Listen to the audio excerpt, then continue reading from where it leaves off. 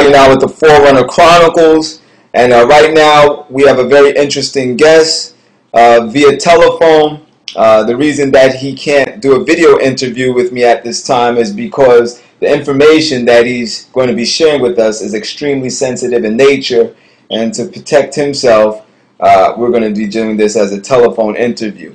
Anyhow, our guest right now, Soldier X, are you with us? Yes. All right. Now, before we jump into some of this information, because we had to stop for a minute before earlier, but you were touching on a lot of interesting things. We need everybody out there to hear about this. But can you please just give everybody a little bit of your background to let them know your military involvement and why you are obviously a person of interest, because you would because of your military involvement, you've been placed in predicaments to come across very interesting information. Okay. When I started in 2000 in the Army, I was infantry airborne, then I went to Ranger, and then to several other training bases. Also, my last training and my last involvement with the Army was with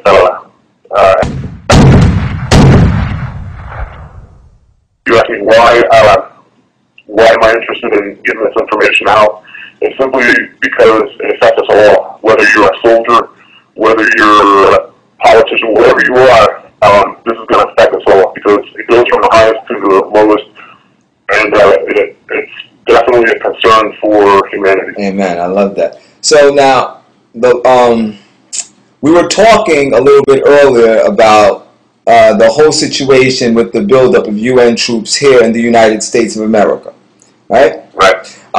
Can you jump into that and just kind of touch on that information once again? Okay. We'll start with Texas. Texas has a buildup of Russian troops for a chemical unit, the same chemical unit that was deployed to Afghanistan in the 80s to chemically take care of the Afghan people, not just the Mujahideen, but the people as well. They gassed everything and everyone. In Fort Bragg, there was a buildup of German troops, and they're basically just sitting and waiting. And then in Florida and Everglades, there's about 20,000 Chinese troops. And this is all taking place right now. And you said that all of these guys are on standby right now. They're all on standby. None of them are doing training with us. It's all standby for them when the super highway that they have going from Canada down to Mexico is implemented, and when all the highways are interlooped with each other to make people, go back to where the origin of where they came from. Most of the troops, the European troops, will come down from Canada down to the United States. The ones that are already here will then disperse.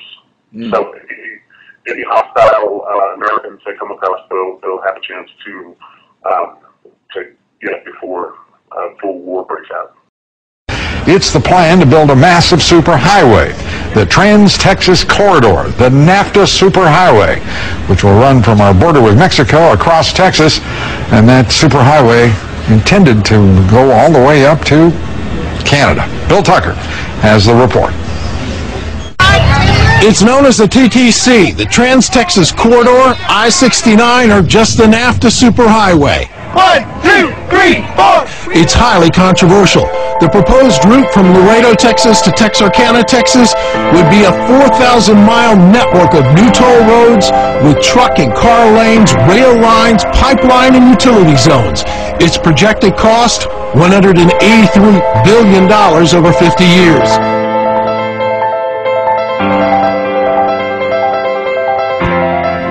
Leonard Cobb is a wheat and grain farmer from Bell County.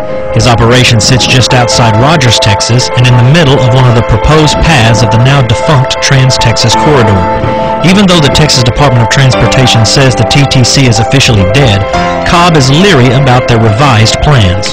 When you look at the plan that's out there, really nothing's really changed that much.